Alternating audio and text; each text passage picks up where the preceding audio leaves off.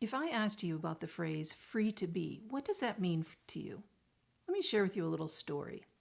Erica put Lizzie down, being very careful not to wake her. It seemed these days like Lizzie wasn't sleeping unless she was being held. Sneaking out of the room and pulling the door almost closed, Erica walked a few steps away. So far, so good. I'll throw in a load of laundry, Erica sighed. Maybe I can get at least one load washed and in the dryer before she wakes up. But all Erica really wanted was to nap herself. Jake would be home in a couple of hours, and she knew the building mess around the house added to the tension in their relationship. Glancing at the hall mirror, she hated what she saw. Discouraged, exhausted, frustrated.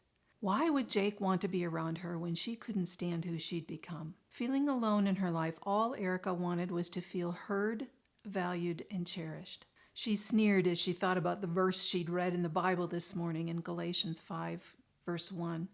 It is for freedom that Christ has set us free. Stand firm then, and do not let yourselves be burdened again by a yoke of slavery. Ha! Freedom!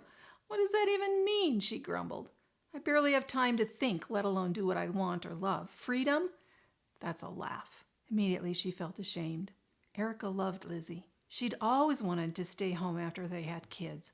Jake knew this was her dream and worked longer hours so Erica could feel free to stay home. Well, how did this feel so negative then? And why did this decision create more tension between them?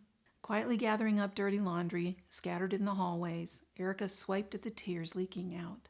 She didn't have time to cry. She tossed the load in the washer, added the detergent, and quietly shut the door. What I wouldn't give for a few minutes to just be me, Erica sighed. Not Mom or Jake's wife, just Erica, if I even knew who she was anymore. Erica grabbed her water bottle, walked to the family room, and eased into her favorite chair. She rested her head on the back of the chair, closed her eyes, and let the quiet surround her. Free to be. What does that mean?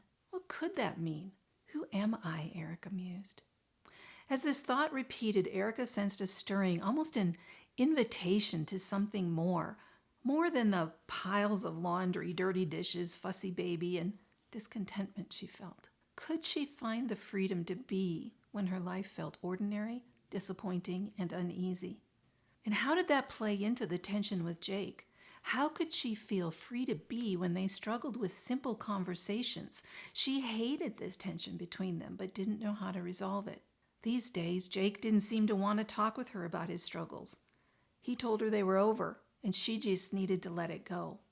But for some reason, she couldn't. The spinning washer caught her attention. Did I turn off the buzzer? She hurried to the laundry area and closed the doors, deciding to wait there for the last minute or so to stop it before the buzzer went off. After she threw the clothes into the dryer and set the time, making sure this time the buzzer was off, she closed the door and headed back toward the family room. Back in her favorite chair, she picked up her dusty journal and found her pen down alongside the cushion. On a new page, she wrote these words, free to be. Tapping her pen against her jaw, she began jotting down some ideas. Some questions like these. What does free to be mean? Is it possible to be free when I'm struggling? I'm a mom and a wife. I have responsibilities. I can't just do what I want. Can I? What does it look like to live free? Why do I resent my life right now? How can Jake and I rebuild our relationship? Just because we're struggling, does that mean we won't make it? Should I talk with someone? And then Erica hesitated. What if Jake finds my journal? Does Jake feel trapped too? She realized she'd never thought about that before. Why doesn't Jake want to talk about anything with me anymore? Though Erica didn't have the answers to all her questions, she felt better because she'd written them out. Putting the pen and journal on a high shelf this time, Erica checked the dryer on her way to Lizzie's room. After Lizzie goes to sleep tonight, I think I'll call Gail. Maybe she'd be willing to come here some afternoon to talk. Gail seems so content with her life and free to be herself around others. She might have some ideas for me. Without understanding what she'd done, Erica's deliberate journaling and decision to reach out to Gail created space in her mind and heart to work on this concept of free to be. At the beginning of this video, I asked you, what does free to be mean to you? Do you, like Erica, need some help processing that concept? If so, please hop on over to KirstenDSamuel.com and click the blue button. I promise to listen to your heart and to your concerns, and together we'll figure out a way for you to rediscover who you are and how to move forward with hope and freedom in your life.